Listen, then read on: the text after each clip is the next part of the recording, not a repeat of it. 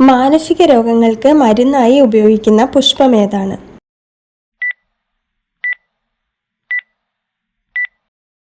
ഉത്തരം ശംഖുപുഷ്പം.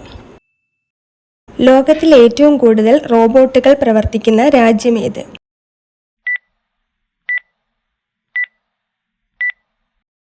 ഉത്തരം ജപ്പാൻ.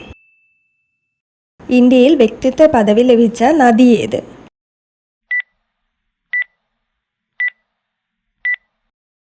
ഉത്തരം യമുന.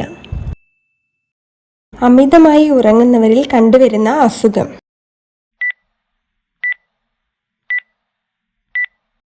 ഉത്തരം പൊണ്ണത്തടി.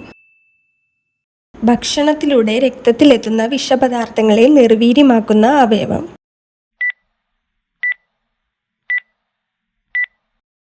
ഉത്തരം കരൾ.